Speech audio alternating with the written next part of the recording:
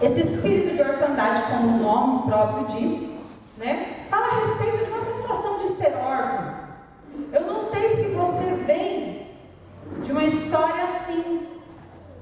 Talvez você é alguém que cresceu numa família que não é a sua família original, que não é a sua família de origem, que não é a sua família muitas vezes biológica.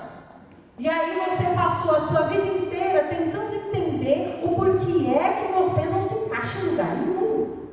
Por que é que vira e mexe eu sinto que eu estou deslocada? Por que é que vira e mexe parece que nada me completa? Eu oro agora, eu escuto de Deus, mas rapidamente isso se perde. Eu venho para um culto, eu participo de uma oração, eu faço um jejum, e aí de repente o que acontece? Se vai. Parece que nada permanece. Parece que nada consolida. Parece que você busca e nunca encontra. Porque desde pequena a sua vida é uma vida desconfigurada. É uma vida desconfigurada.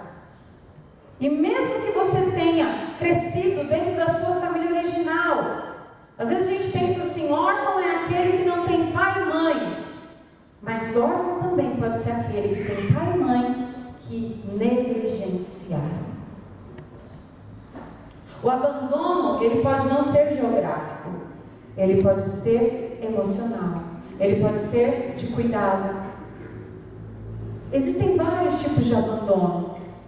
E quem tem esse coração, essa percepção, essa sensação de ser órfão, ele passa a vida procurando alguém que o complete. Procura nas pessoas alguém que faça diferença, alguém que fica. Passa a vida procurando um amigo, passa a vida procurando alguém que seja o seu pai, um líder, uma mulher que seja sua líder, que vai fazer o papel dessa mãe que fez falta. E aí nós começamos a buscar uma maneira incansável, alguém que nos inspire, alguém que nos ensine e alguém até que nos corrija. Tamanha falta, tamanho buraco deixado em nós. Então é sobre essa sensação, é sobre esse espírito que nós vamos falar hoje, para que a gente possa denunciá-lo e nos fazer livres dele em nome de Jesus. Amém? Glória a Deus. Abre sua Bíblia comigo. Lá em Gênesis 21, 8. Eu quero falar com você hoje a respeito de alguém que sabe o que é ser órfão. Sabe o que é ser órfão.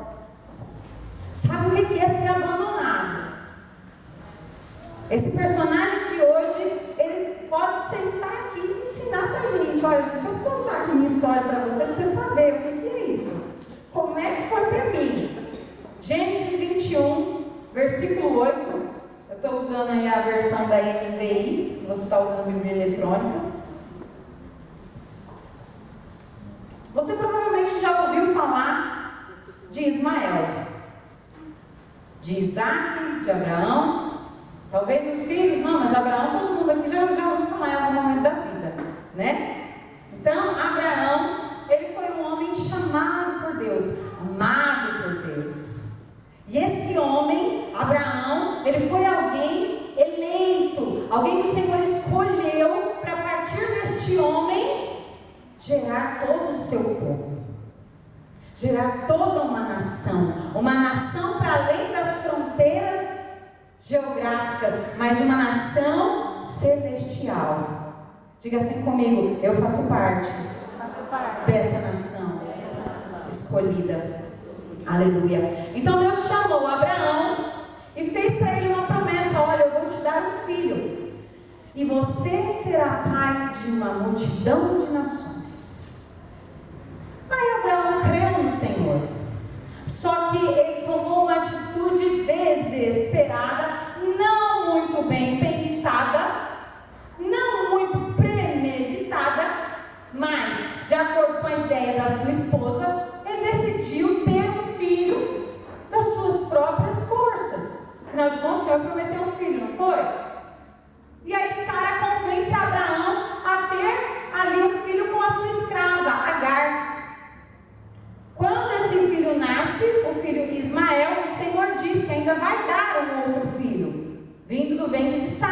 era estéril.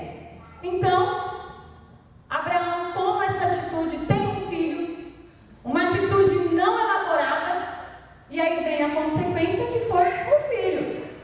Até aí tudo bem, tudo certo, amém? Então agora Abraão tem um filho, esse filho se chama Ismael, tudo certo até aí, até que Isaac chega. Quando Isaac chega, aí a coisa começa a mudar. Porque Sara, que até então era estéril, Sara, que até então era uma mulher que não podia gerar filhos, agora ela é a mulher da promessa. Agora a barriga é a dela, já não é mais a da escrava. Agora o filho é o dela, não é mais o da escrava. Então agora Ismael, que era filho, agora se tornou um filho extraconjugal. Ele já não é mais tão bem visto, ele já não é mais tão bem-vindo. E aí Ismael começa a entrar na nossa história.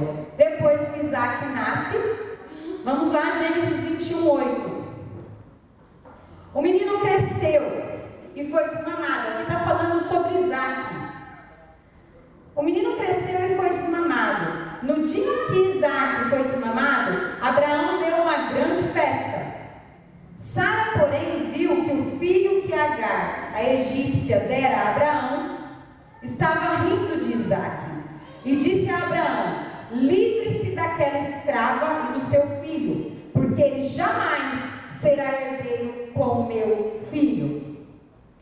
Isso perturbou demais Abraão, pois envolvia um filho seu.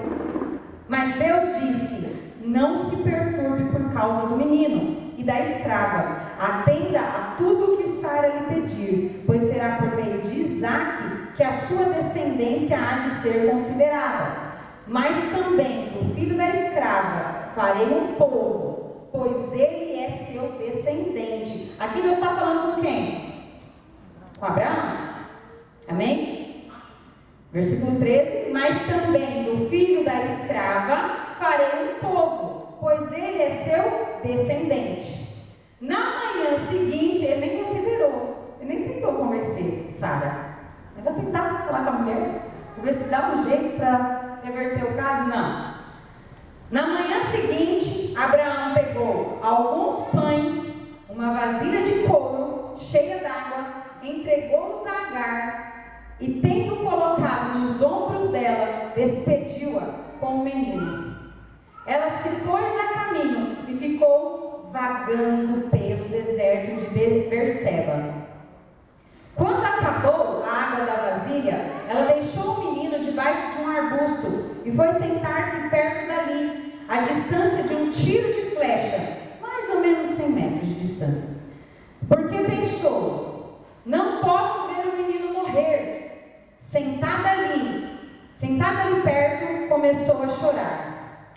Deus ouviu o choro do menino, e o anjo de Deus do céu chamou Agar e lhe disse: o que a aflige, Agar? Não tenha medo. Deus ouviu o menino chorar lá onde você o deixou. Levante o menino, tome-o pela mão, porque dele farei um grande povo. Então Deus lhe abriu os olhos e ela viu uma fonte. Foi até lá, encheu de água a vasilha e deu de beber ao menino. Deus estava com o menino. Ele cresceu, viveu no deserto e tornou-se flecheiro. Aleluia. Nós vamos parar por aqui. Essa aqui é a história de alguém que, se tem uma coisa que ele entende, é ser abandonado. É ou não é? Se tem uma coisa que Ismael entende, mestrado e doutorado, é o que é ser abandonado. Porque ele chega por algo que o casal resolve. O casal resolveu: não, Deus falou que eu vou ter um filho, nós teremos um filho, e eu vou ser um pai de uma numerosa nação. Sara vai e resolve da cabeça dela que nós vamos ter que dar um jeito então, porque eu sou estéril. Então, deu a escrava para que Abraão tivesse um filho com ela. Veja bem, até aí, tudo em casal. Tudo ali entre eles. De repente, Ismael chega. Quando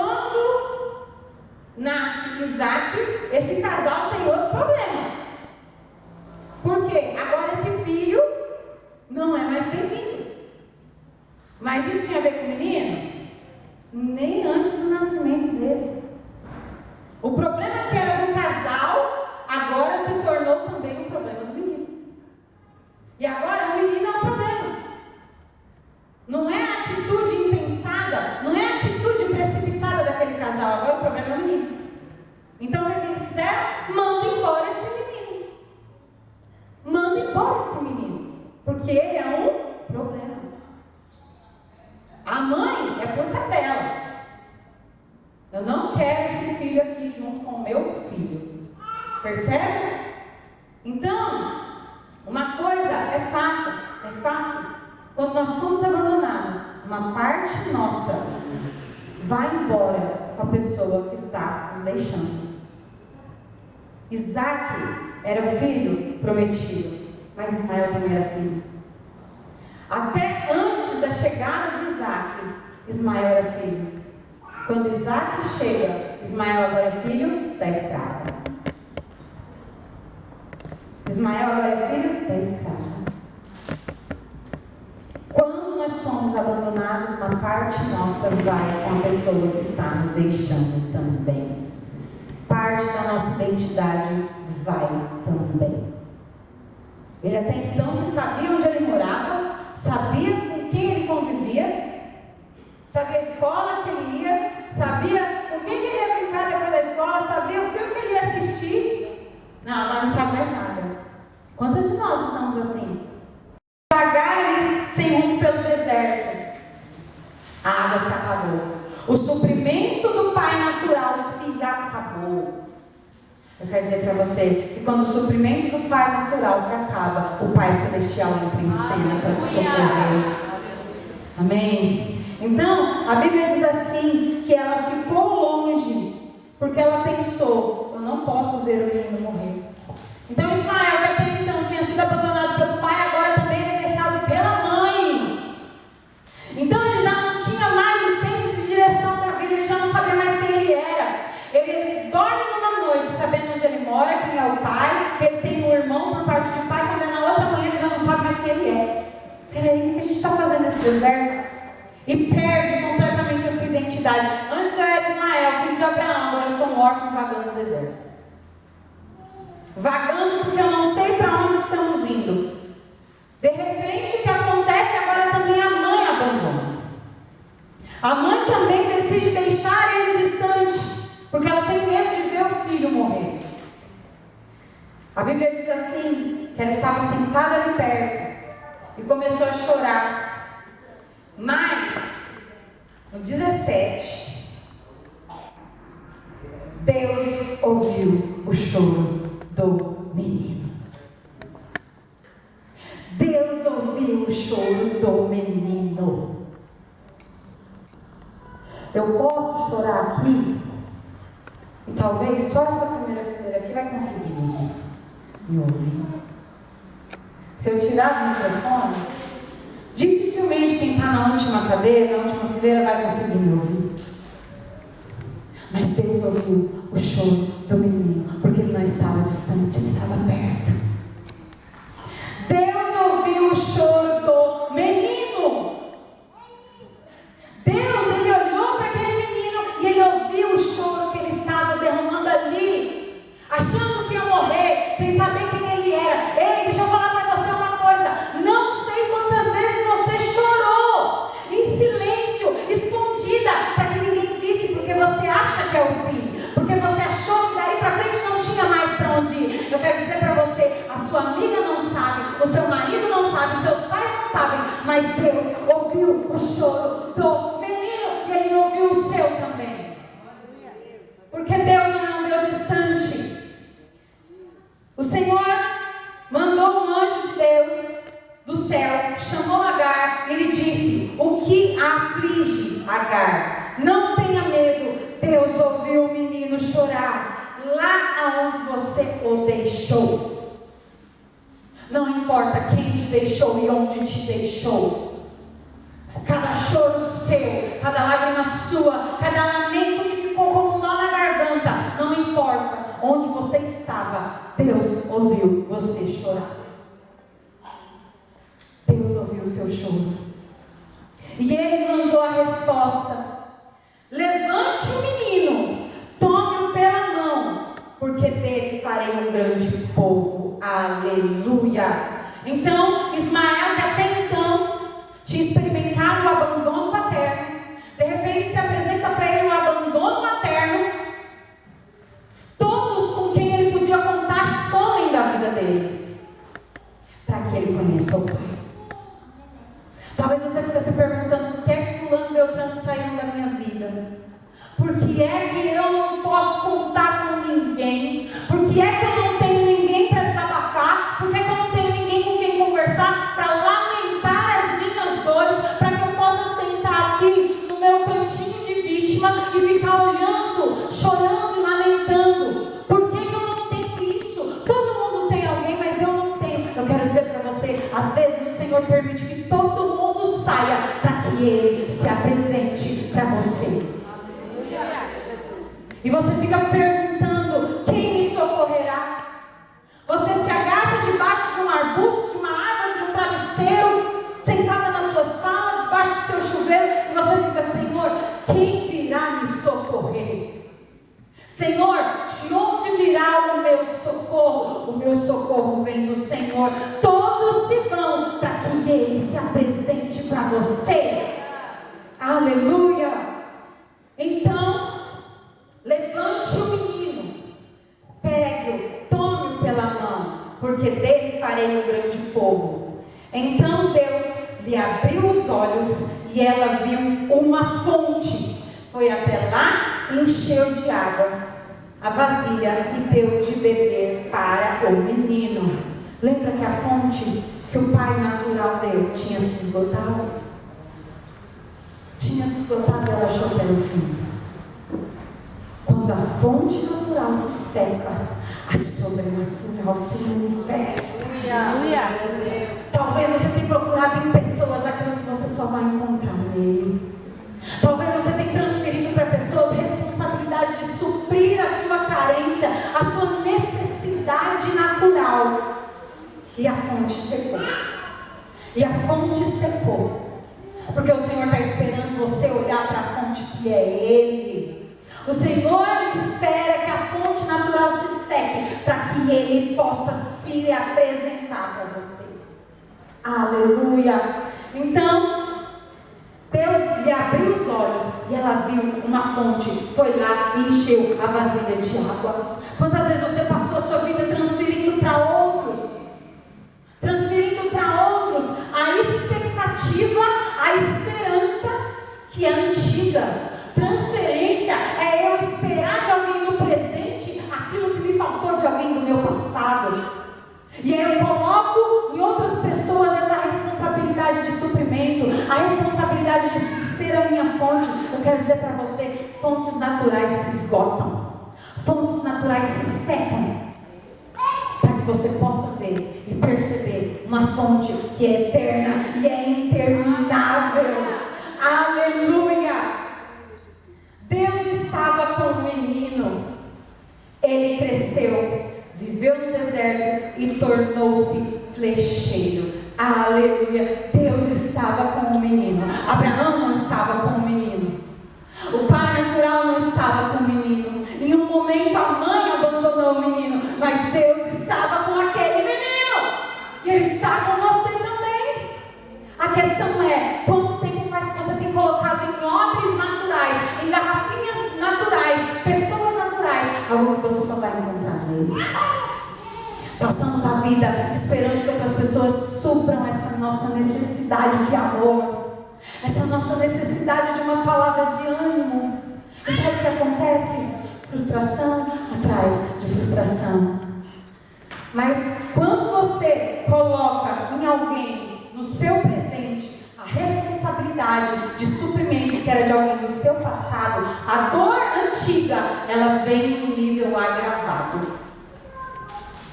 É como se você não estivesse sentindo a dor, você está ressentindo aquela dor.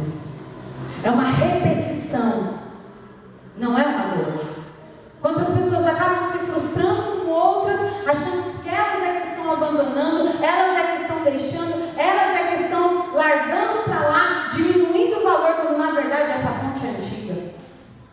Você só colocou em outra garrafa a responsabilidade de saciar a sua sede. Você só colocou em outra pessoa a responsabilidade de matar a sua fome por ser amada, por não se perder mais, por saber quem é. Preciso de alguém o tempo inteiro me motivando. Vamos. É aquele negócio, né? O desejo de viver rodeado de coach. Vai, você pode, você consegue. Vai, você pode, você consegue. Vamos, você é um campeão.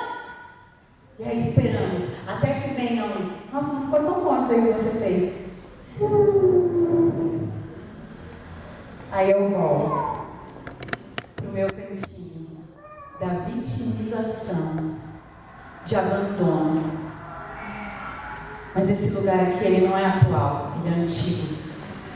Quanto tempo mais você vai ficar esperando que alguém tome você pela sua mão? Quanto tempo mais você vai ficar esperando que alguém tome você pela sua mão, como uma menina abandonada, como uma menina que não sabe quem é, como uma menina que precisa sempre de uma palavra de ânimo, uma palavra profética? Ei, deixa eu falar uma coisa para você: palavras proféticas são apenas confirmação daquilo que Deus já está tentando falar com você e você não está ouvindo. E você não está ouvindo. Deus estava com o menino. Diga assim comigo: Deus está comigo. Ele cresceu, viveu no deserto e tornou-se flecheiro. Flecheiro. Já tinha ouvido falar nessa profissão? Sabe o que é um flecheiro? Pois é. Flecheiro. Ele não só saiu daquele lugar, Deus só não levantou ele daquele lugar, como diz que ele cresceu, viveu e se tornou. Tudo aquilo que o pai natural tinha que fazer, Deus fez com Ismael. Ele cresceu, viveu e se tornou. A profissão de flecheiro é uma profissão que não existe mulher na Bíblia que seja flecheira. É uma profissão exclusivamente masculina. Não existem mulheres flecheiras. Mas lembra que Ismael não tinha um pai para ensinar ele. Quem ensinou Ismael? Quem deu habilidade para Ismael?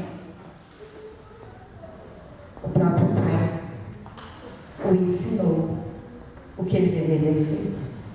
Talvez ninguém disse para você quem você precisa ser. Talvez ninguém ensinou para você que você é uma pessoa amada. Talvez nunca ninguém disse para você, ao ponto de você acreditar de verdade, que você é alguém, que você tem potencial. Mas o Senhor, Ele faz o trabalho. O Senhor, Ele faz o trabalho. Ser flecheiro naquela época tornava ele alguém de posição. Tornava ele alguém que teria recurso. Tornava ele alguém que poderia sustentar a mãe que estava ali com ele, uma esposa.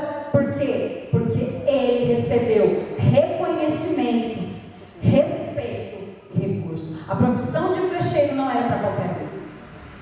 Era uma profissão de nome, uma profissão de recurso. Eram poucos os flecheiros daquela época. Mas quem fosse flecheiro, com certeza tinha reconhecimento, recurso e também respeito. Porque ele mesmo ia atrás da caça, pegava, trazia e vendia. Talvez você fique até hoje perguntando: o que eu vou fazer da minha vida? Que profissão que eu tenho que seguir? Que carreira que eu tenho que seguir? O que eu vou fazer? Porque talvez um dia o seu pai não te deu o senso de direção e até hoje você fica procurando. Ele pode até ter sido presente. Ele até pode saber das promessas que Deus tem para você, mas ele nunca te falou. Ele nunca te falou. Abraão sabia que Deus ia fazer de Ismael alguém de nome, alguém grande. Abraão sabia, mas Ismael não sabia. Ismael não sabia. Obrigada. Ismael não sabia o que Deus tinha para ele. Nós vemos um tempo em que as pessoas elas estão muito sensíveis à dor. Muito sensíveis. E elas não suportam dor. Não suportam períodos de deserto. Não suportam períodos de frustração, de decepção. Por isso que hoje nós vemos um tempo em que a depressão está muito espalhada. O desistir da vida é muito comum de se ouvir. Pessoas jovens que acabam desistindo de suas próprias vidas porque não conseguem suportar a dor de uma decepção. Não conseguem suportar o deserto. Enquanto você fugir da dor, você não vai experimentar o cuidado de Deus nesse lugar de dor. Talvez o Senhor permitiu que você fosse para o deserto só para que você experimentasse na sua dor a cura que vem dele. Amém? Então aqui não diz que ele saiu do deserto. Deus estava com o menino. Ele cresceu, viveu no deserto e naquele deserto ele se tornou alguém. Às vezes você fica se perguntando: Deus, não dá para apagar uma parte da minha vida? Não dá para apagar esse tempo da minha história? Não dá para apagar algumas pessoas da minha história? Não. Porque é ali, naquele deserto, que você vai conhecer o Pai. É ali, naquele lugar, onde você foi abandonado, que o Pai vai se apresentar para você. A peça que você fica procurando em outras pessoas, ela está no Senhor. O Pai que você procura nas figuras de liderança está no Senhor. O afeto, o amor, o olhar, esse senso de afirmação que a sua mãe não te deu, está no Senhor, Ele te supre. Eu passei muito tempo da minha vida procurando pessoas que pudessem suprir faltas que eram minhas. Praticamente eu fui a pessoa que separava as brigas dos meus pais, né? Eu cresci separando brigas dos meus pais. A Jéssica, minha irmã mais nova, e eu entendia que aquela função era minha. Eu precisava entrar em ação. Eu precisava entrar em cena quando a coisa começava a esquentar. E a lembrança mais antiga que eu tenho da minha vida não é brincando, é separando uma briga do meu pai e da minha mãe. Eu nem me lembro quantos anos eu tinha. Não sei, deveria de ter uns 5 anos, 6 anos de idade. E essa é a lembrança mais antiga que eu tenho, separando uma briga deles. E nesse dia, quando eles pararam de brigar, o que eu ouvi foi: nós brigamos por sua culpa. Eu vou embora, eu vou pegar a sua irmã por sua culpa. Nesse dia, instalou em mim uma necessidade de nunca mais permitir que eles brigassem. E eu cresci separando briga. Eu cresci interferindo naquelas brigas, porque eu sabia que se eles brigassem a culpa era minha. Eu sabia disso. Era verdade? Não. Lembra? Abraão e Agar. O problema não era de Ismael. Era Abraão, Agar e Sara. Mas Ismael assumiu por bem o peso. Naquele dia eu entendi, eles não podem brigar. Eu tenho que entrar em cena. E toda briga eu separava. Quando meu pai saiu de casa, pela primeira vez eu achei que eu ia morrer. Eu devia ter uns 13 anos. E eu achei que eu ia morrer, achei que eu não ia suportar aquilo. Porque a culpa era minha, lembra? A culpa era minha. E ali o Senhor, eu ainda não era cristã, mas o Senhor já cuidava de mim.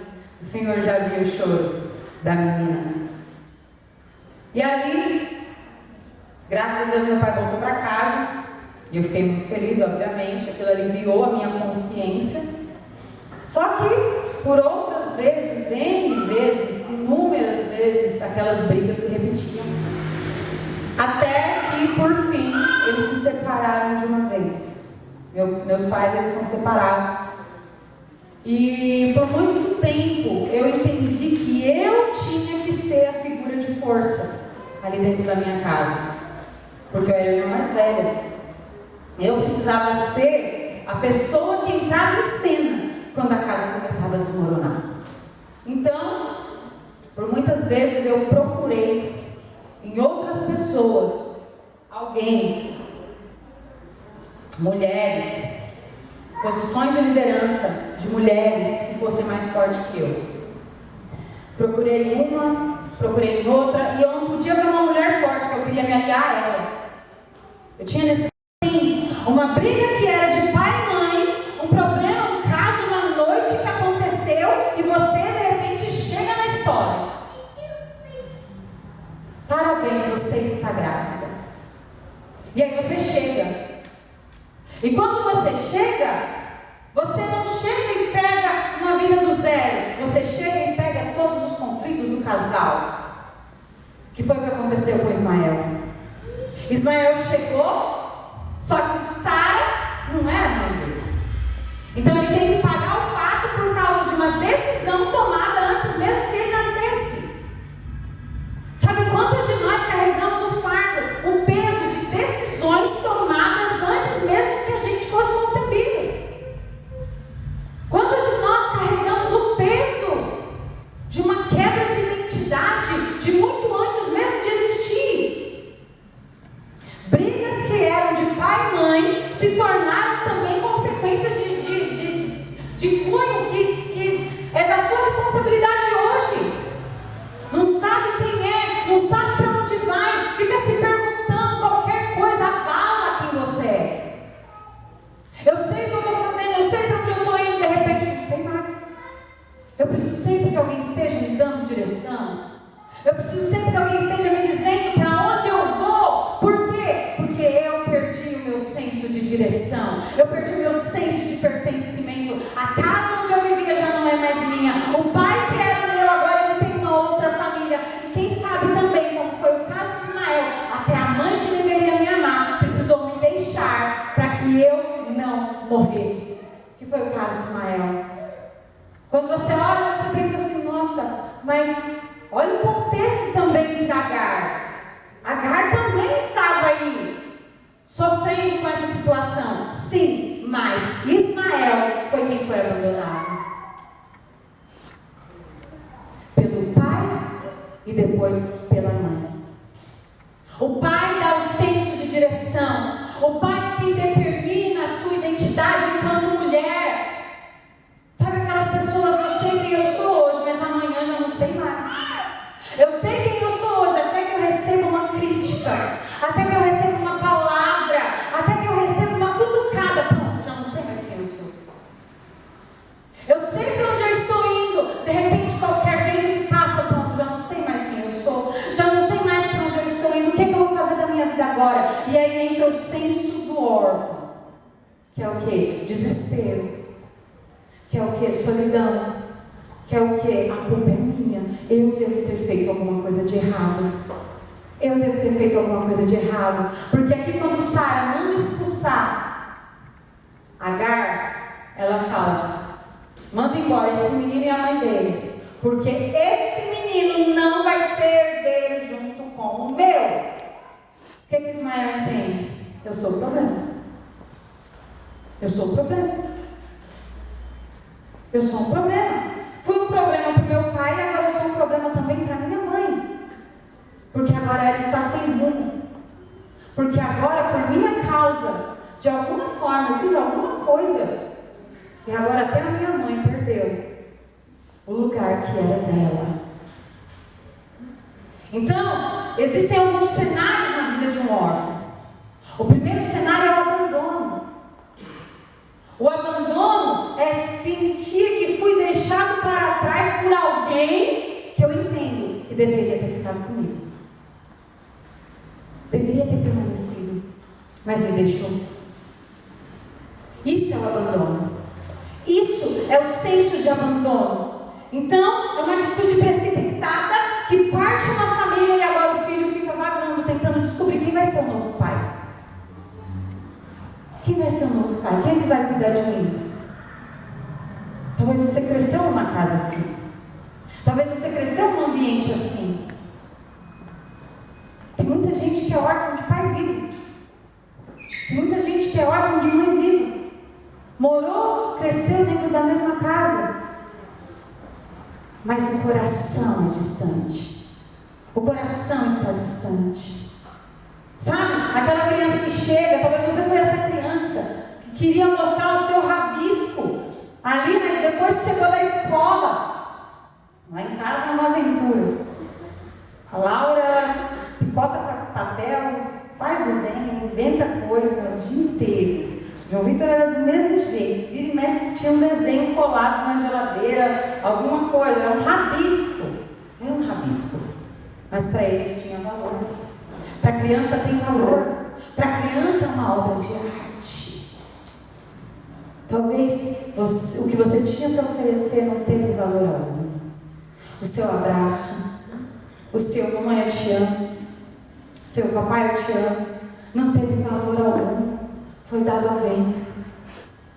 E isso torna-nos, até hoje, órfãos de pais que estavam ali, acessíveis, mas distantes no coração. Distantes no coração. Então o texto diz assim, que o primeiro cenário foi o abandono.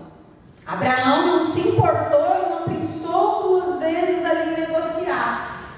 E quantas vezes a gente faz assim, né? Porque o texto diz que o Senhor fala assim para Abraão: não se perturbe por causa do menino e da escrava. Atenda a tudo o que Sara lhe disser. Quando você olha um negócio desse assim, você fica pensando, né? Como é que Deus permitiu um negócio desse? Como é que Deus faz isso? Não tem coisa na nossa vida que a gente faz essa pergunta? Como é que Deus permitiu uma coisa dessa? Como é que Deus permitiu que eu passasse por isso?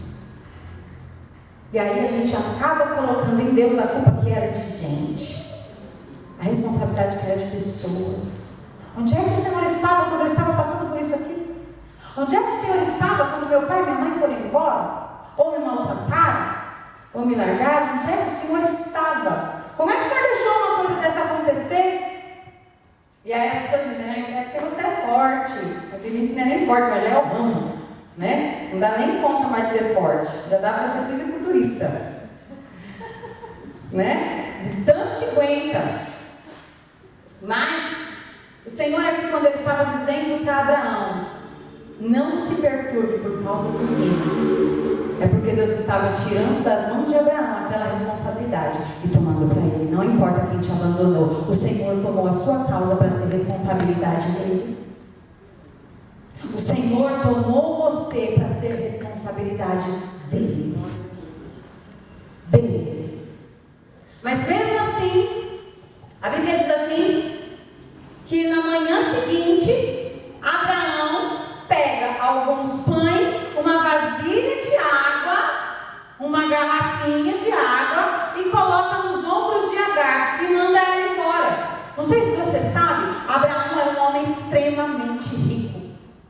Extremamente rico. Abraão, ele era dono de um país inteiro. Um homem riquíssimo.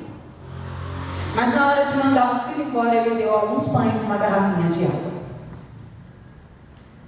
Ele deu o básico, o mínimo, podendo dar mais.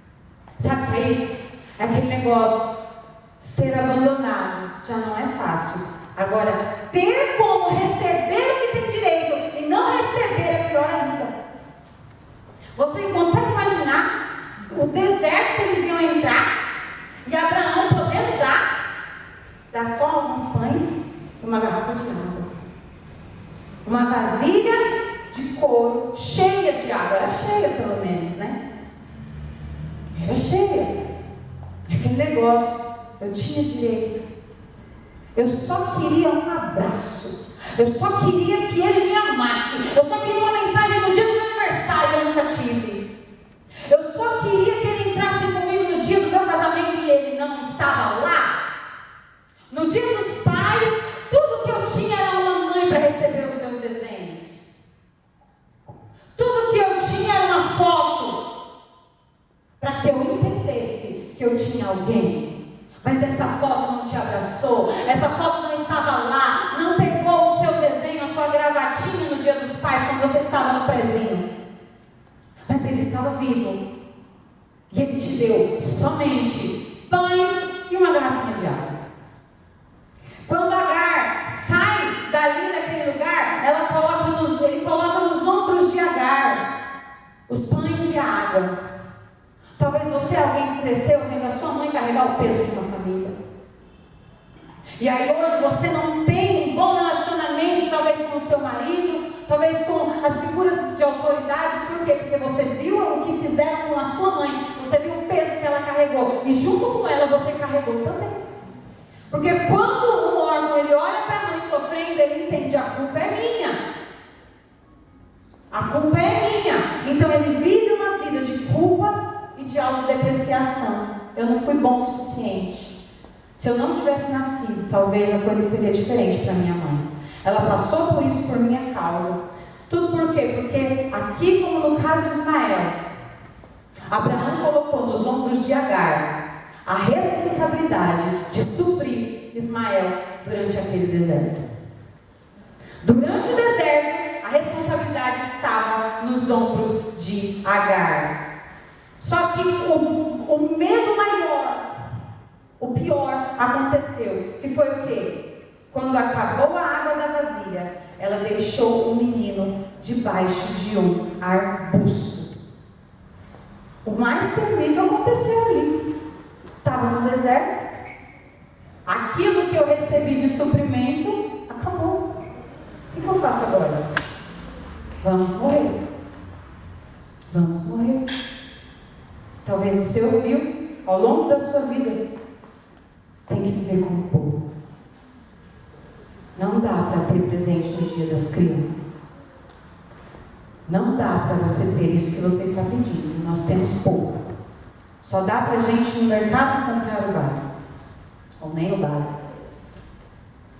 Então, aquilo que eles mais temiam aconteceu. Aquilo que eu recebi não durou muito tempo. O pouco de tempo, o pouco de amor, o pouco de referência, o pouco que eu consegui, não durou muito tempo. E Agar entende que agora é o fim. Quantos fins você já passou na sua vida?